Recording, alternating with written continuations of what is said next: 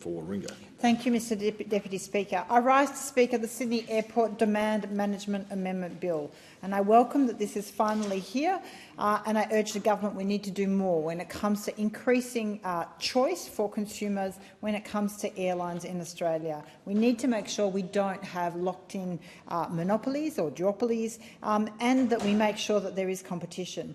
This bill addresses a long-standing issue that has compromised both the integrity of our aviation sector and the trust of Australian travellers. For years, airlines, airports and industry leaders have raised concerns about large airlines engaging in slot hoarding at Sydney Airport in particular.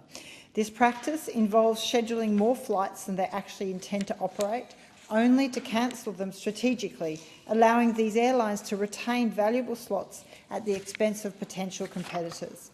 Long-term cancellation data is showing that 1 in 10 flights between Sydney and Melbourne are routinely cancelled. The Australian public needs an aviation industry that is reliable, transparent and, above all, ethical.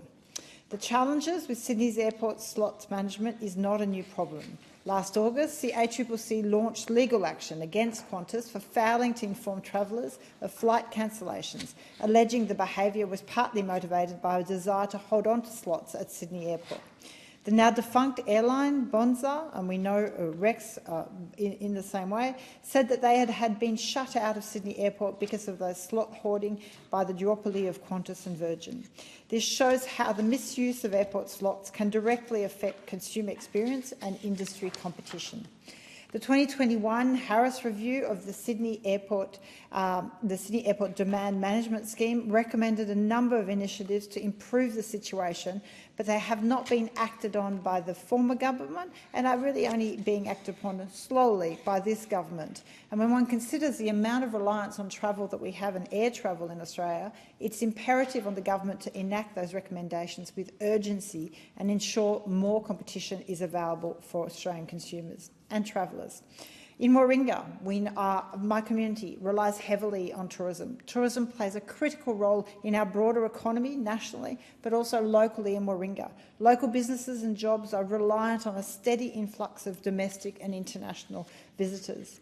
We know the COVID years were incredibly difficult for so many local businesses, and the difficult travellers experienced in dealing with airlines was simply often unacceptable. And so that's why so much more rigour and scrutiny needs to be applied to this sector.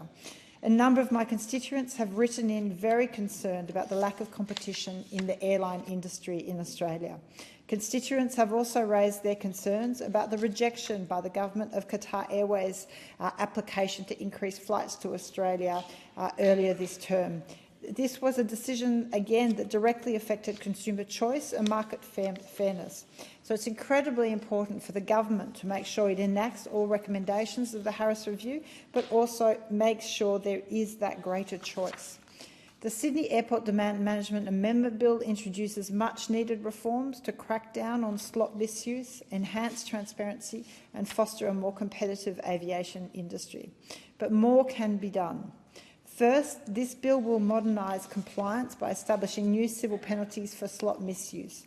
This will provide a clear deterrent for airlines who may otherwise take advantage of the current system. But again, the proof will be in whether or not that deterrence will happen if those penalties are high enough. So that will be something to monitor to make sure that airlines don't just think of this as a cost of doing business. Second, it strengthens transparency by mandating that airlines regularly disclose slot usage. This includes reporting how slots are allocated, how they're used and when slots are lost due to rule violations. By making this information public, this bill increases accountability and gives consumers and stakeholders insight into airline practices. Third, it enhances access for regional communities by allowing these services to apply for any available slot during any new peak period hours. This provision is critical as it offers regional travellers improved connectivity and addresses the often uneven accessibility that regional communities face. Additionally, the bill introduces a new extreme weather recovery period, which allows for a temporary increase in flights following severe weather disruptions. Given the rising frequency and intensity of extreme weather events due to climate change and our warming temperatures, this measure is particularly important. It's going to happen more and more. We know that. That's a fact. And so so many of our systems, including this one, this area, has to adjust to those realities. So this provision will ensure airlines have the processes in place to respond to weather disruptions, reducing delays and minimising the impact on passengers. So overall, the aim of this bill is to increase competition, demand greater accountability from airlines and offer better protections for Australian travellers. I welcome that. These are much needed reforms to the slot management system, in particular at Sydney Airport. So any measure that promotes integrity and transparency in business operations is a welcome measure. But I urge the government that there are further recommendations that need acting upon and to do so as soon as possible.